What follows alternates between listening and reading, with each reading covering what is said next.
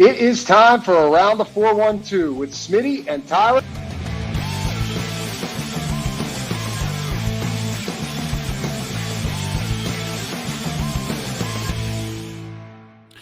Welcome back to another episode of Around the 412. I am Tyler. With me, as always, is my co-host Smitty. Go follow us on all of our social medias at Around the 412. If you're not watching the show on there already, go check us out on YouTube. Subscribe to the channel. Hit the notification bell so you never miss a video. Also, follow us on all the listening platforms where you can find the podcast and leave a 5-star review as well. Helps us out a lot.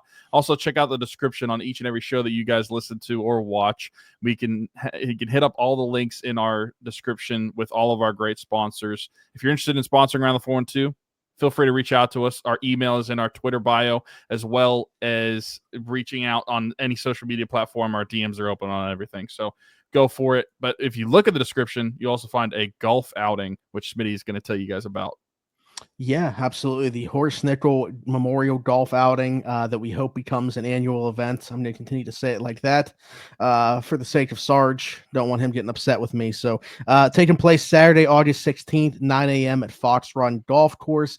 Taking place August 16th, but you got to register your foursome by July 5th. Facebook link down below. We'll take you to that registration and give you much more information on the event. But yes, the Horace Nickel Memorial Golf Outing taking place Saturday, August 16th, 9 a.m. Fox Run Golf Course. If you are Western PA native, familiar with Western PA at all, probably familiar with Fox Run Golf Course, one of the well-known golf courses around here.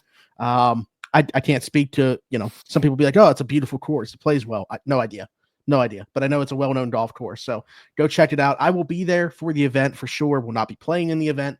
Probably be set up around the prizes because there's going to be some prizes, including friend of the show, Pat Fryermuth, signing a jersey, which very excited about that, obviously. So participate in the golf event, give to a good cause, go into the Cancer Society, and then hopefully win a prize afterwards as well. So be sure to do that. So now that the good vibes are out of the way, no, I'm kidding. Actually, the Pirates playing some pretty good baseball. Pirates playing some pretty good baseball. It makes it, debating how I want to approach this, because do you think things could have been much different this year had they moved on from Shelton earlier? Or do you think it wouldn't have mattered because it's not like that talented of a roster and we're still just seeing like the short-term effect of a managerial change that typically takes place? I don't know that overall things would be a ton different because at the end of the day, the roster is the same. And as much as the fault was on Shelton, a lot of it is the roster construction itself and how they were ill prepared for the 2025 season if they were truly trying to compete at any sense of the word. But I will say that based off of our preseason predictions, we may have gotten some closer baseball to that. Like neither of us picked the Pirates to be a playoff team. Like we didn't think that they would compete for a wild card spot, but we did predict, I think, them to be like a game or two above 500, which I think we were only one game difference or something like that. I think I said like 83 and you said 82 or something like that. So I think that becomes more realistic if they had been playing the way they are under Donnie Kelly for the remainder of the season.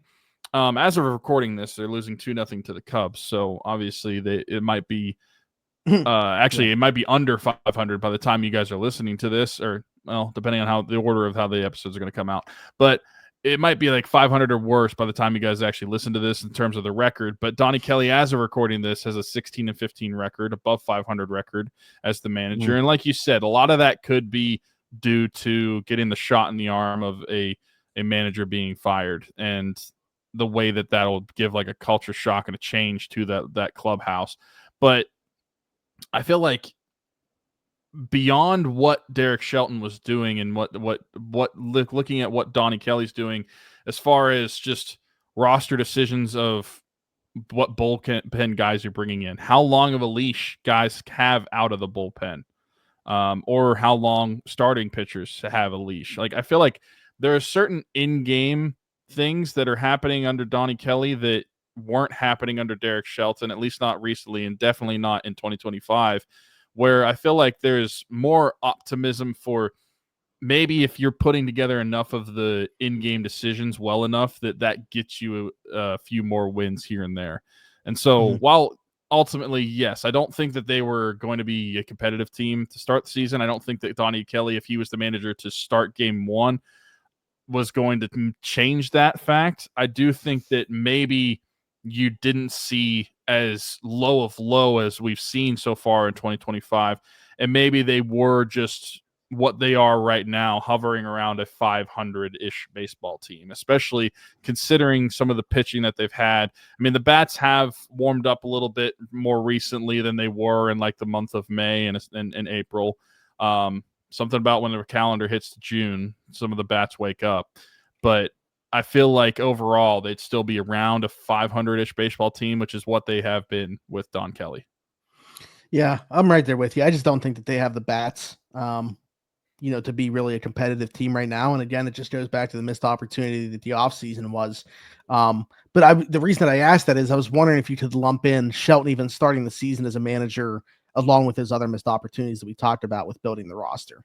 But to be honest with you, I would throw Ben Cherington remaining in his position in there as well. Like if they would have gone in at the end of last season, gotten a new manager, gotten a new general manager, and added some bats, like that's pretty sweeping changes. That's significant change. So I'm not trying to make it like downplay what that would be, but there is part of me that is like, man, how different could this have been? With when you see the pitching staff actually doing what we expected it to do. Sure. I mean, if you're taking the scope even further back and you're going back to last offseason and going back to when that season ended, if you were to bring out the axe for Ben Cherington and Derek Shelton early on in the process of free agency and not mid-season in 2025, that could change my perspective completely because of how good that starting pitching has been. If you were able to get some better bats than what you did get instead of getting a Tommy Pham, I feel like you could have fielded a competitive baseball team. Like I don't think that it is out of the question to say that if this offense and these bats were just league average instead of bottom 5, bottom 3, and at times bottom 1, but if they were just league average, you're looking at a wild card competitor of a baseball team. Which is why like this regime has lost my faith like fully now, because we were on this podcast going into last offseason, or this past offseason, I should say, saying that it was the most important one in our lifetimes because you had Paul Skeens on the roster, and obviously, not to their fault. We didn't know what was going to happen with Jared Jones, but we thought he would be in tow as well. Mitch Keller, could Bailey Falter replicate the success? And the answer to that has been yes. Even bringing in Andrew Heaney to supplement really the loss of Jared Jones has been good. He's the one pitching tonight. He gave up a 2-run homer, but 2 runs through 5 innings is what he's given up so far. Like, yeah, they're not hitting, and he might take a bad result because of that. But again, pitcher wins. Should not be brought up. So I like to sit here and say, what I'm saying is I'm not going to fall for it again. Like, I'm not going to all of a sudden expect them to go out and be spenders in free agency after the season and completely change course. I don't know.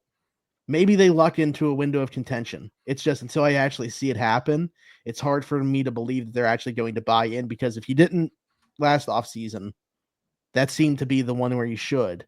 Why are they magically going to do that now? Yeah, I think that's fair. The one thing that I will say will be different is if they get rid of Ben Cherington. Maybe the overall philosophy of how the organization operates is not going to be that different.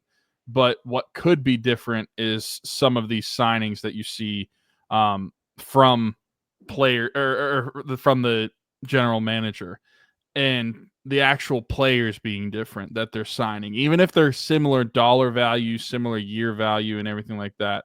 I feel like what you can get out of players, like I look at this offseason where the Cincinnati Reds signed Austin Hayes to a 1-year, $5 million contract. The Pirates, I don't know the exact number on Tommy Pham's contract, if it's just $5 million straight up or around that. One year, $5 million. And you look at what those two players have been doing. Austin Hayes has been a positive baseball player. And I feel like that is something that you could have gotten and you could have had him in Pittsburgh.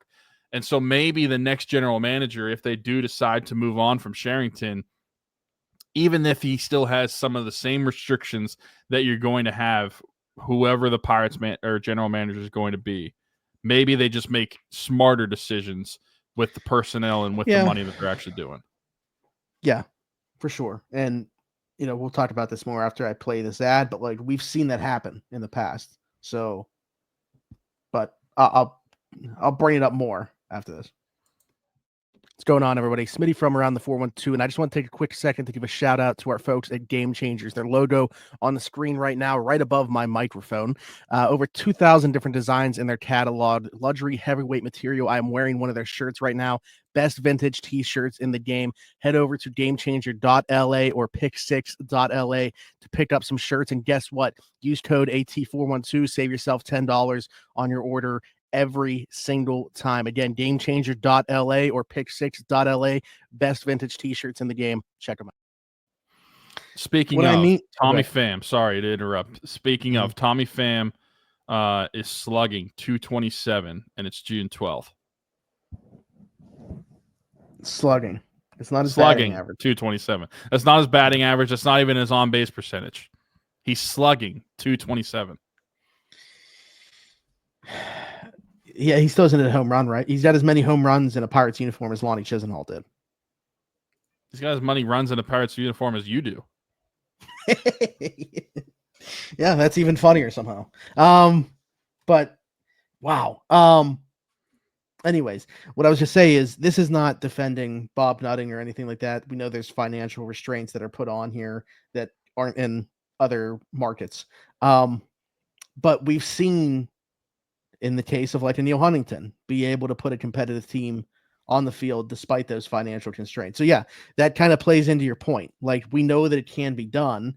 The problem with the Pirates, other than not spending much money, is when they do spend money, look what it's spent on for the better part, like a Tommy Pham, where it's like for less than $1 million more, you could have had a much better baseball player. So not only do they not spend much money, when they do spend money, it's not very well. And I know like people will keep Brian into that, and I get it. Like, he's, if he doesn't hit, how much is the defense really worth? I think quite a bit. That what I'll say is it's not a good contract for the Pirates, but that 100% could have been a contract given to him by like the Dodgers. You could bury him, bat him like 8th or 9th in the lineup, and still that he's worth that contract for what he'd bring to them defensively.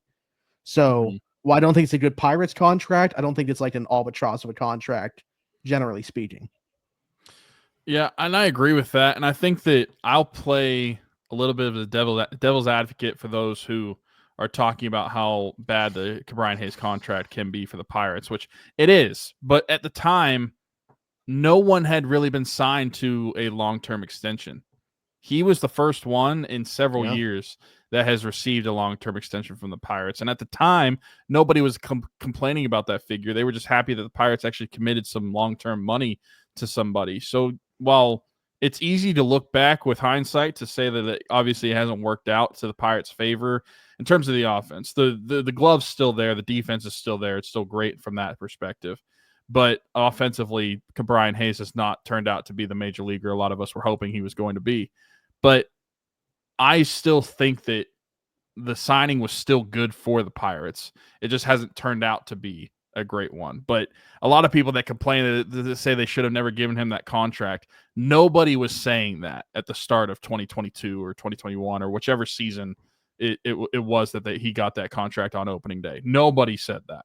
Everybody was just excited that they actually gave and committed some long-term money, which is something that we hadn't really seen since the Marte Polanco days. Right. Yeah. And then you see, obviously, Reynolds get extended, Keller get extended. So they've extended some of their own guys internally for sure. I mean, this is just, it's a tough discussion just because it's hard for me to believe things are suddenly going to change. And it's more of a, got to see it to believe it at this point. I bought into the idea that they were going to this time around, meaning last off season, and they didn't do it. So I find it hard to believe that they're going to now do it in 2026. But I think the thing that we'll have to wait on, and the tune may change, is if they move on from Ben Cherington. Yeah. But even then, so they might spend the money better, but do we think they're suddenly going to spend more? I don't think they're necessarily going to spend more, but I think even if they spend the money better with the same amount of money, if you swap out a couple of your players, I think that can make a significant jump, especially considering if we're only solely focusing on offense because of the starting pitching that the Pirates do have. If that continues to be the strength of the team and year over year is something that they can win with, then the offense, realistically, if they change 2 to 3 bats in their lineup, they can be a league average offense. And with the starting pitching that you regularly do get from this Pirates lineup, that's enough to get you significant wins. So I feel like there is an opportunity to be had even with the spending restrictions.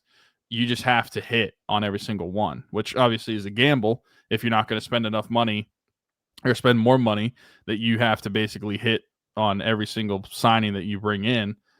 But ultimately, I don't trust that that's going to happen under Ben Cherington. I don't trust that he is going to be the guy that's going to be able to bring in those types of free agents to Pittsburgh.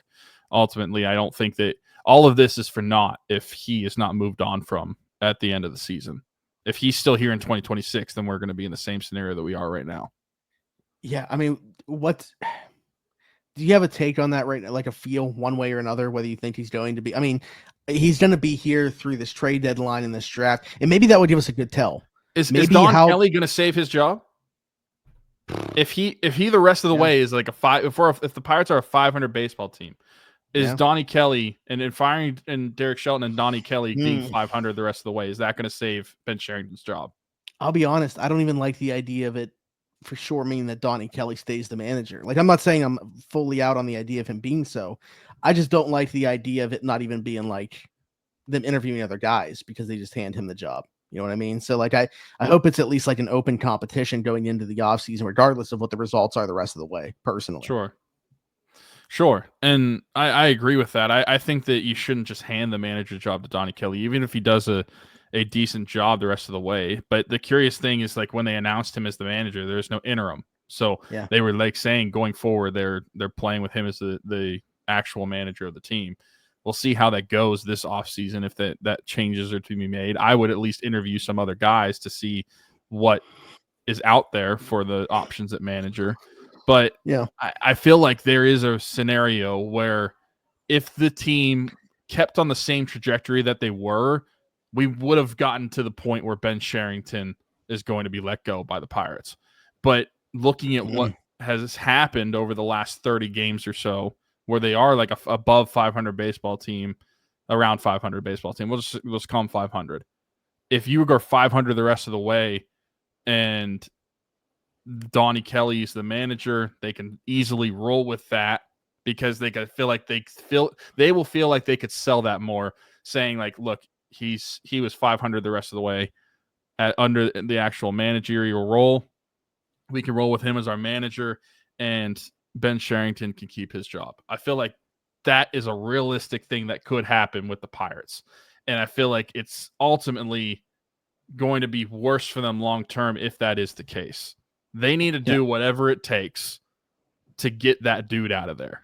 They need to get Ben Cherington away from the front office, because I don't see how this team and this organization is going to be able to grow and get past the lull that they've been in since 2015, really. Well, actually, I'll say since July of 2018 when they made the Chris Archer trade.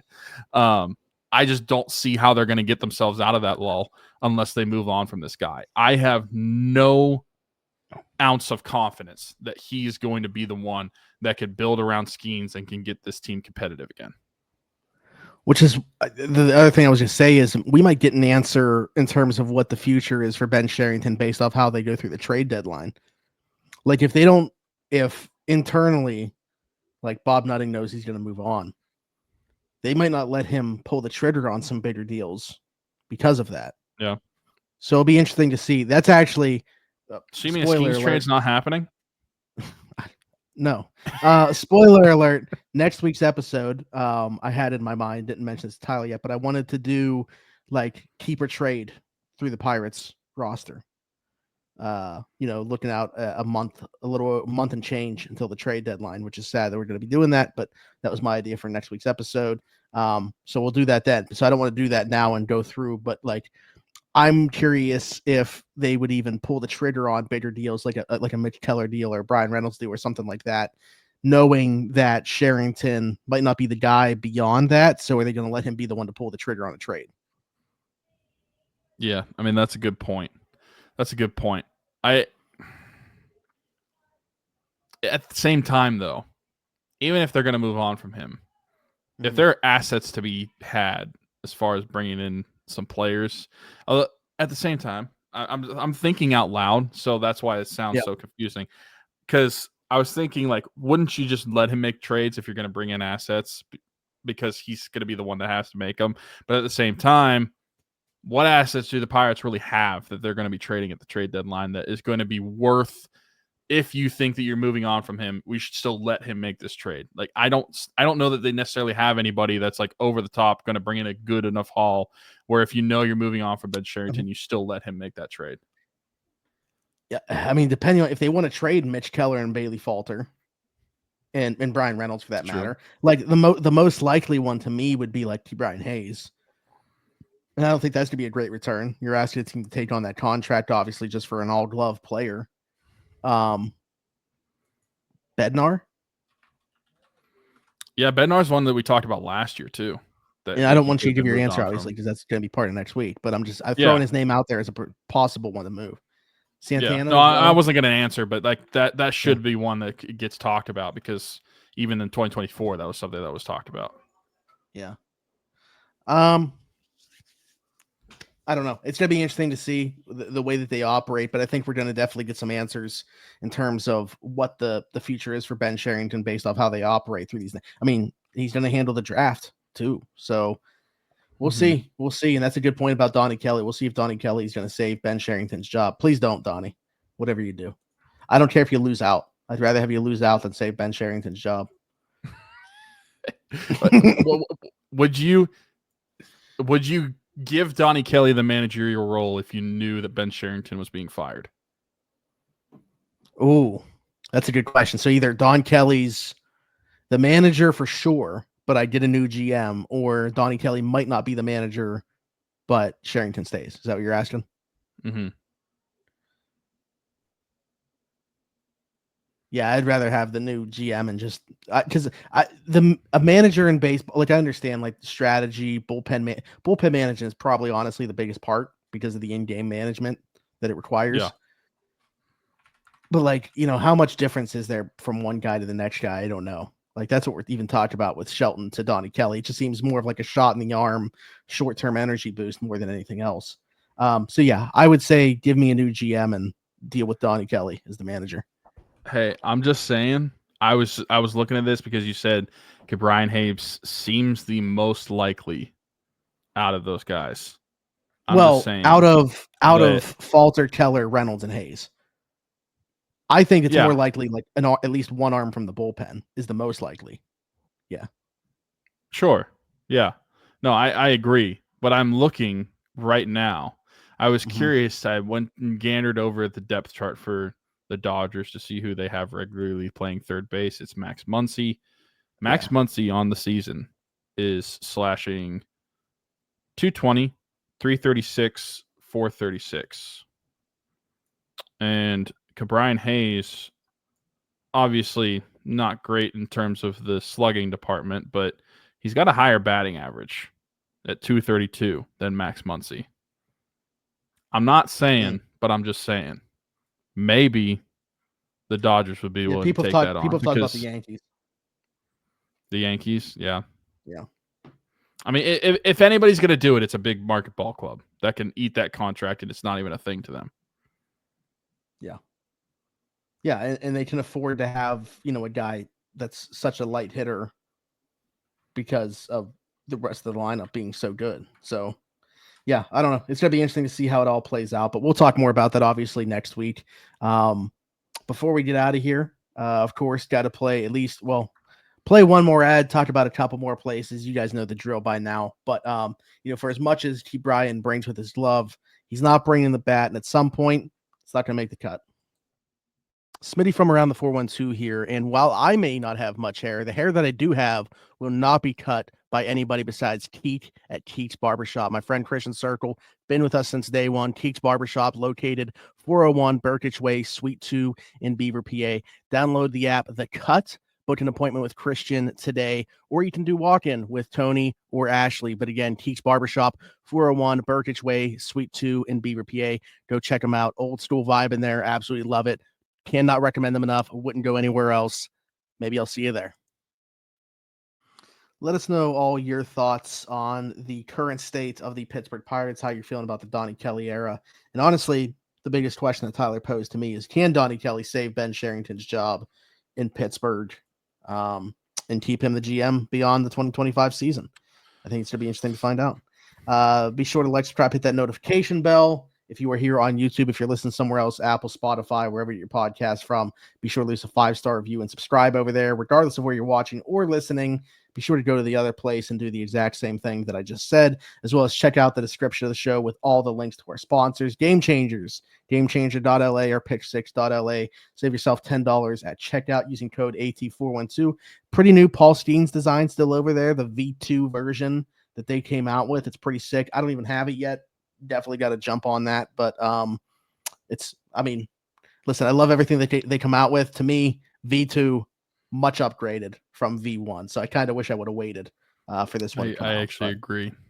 Yeah. So I kind of wish I would have waited for this one to come out. But hey, you know what, Game Changers, take more of my money, please. Just handing it over. Also, a little nugget, by the way, just because I was curious while we were playing the ad. Brian Hayes' contract would be, in terms of annual payroll salary, would be the 13th biggest on the Dodgers. Yeah, that's what I'm saying. Like, it's not a bad contract. It's a bad contract for the Pirates. It's not a bad contract in general. Mm-hmm. Anyways, download the app, The Cut, book an appointment with Keek at Keek's Barbershop, or you can do a walk-in with Tony or Ashley. Again, that's the app, The Cut, Keek's Barbershop. Hit them up. Old school vibe in there. Love it. Be there the day you guys are watching, listen to this.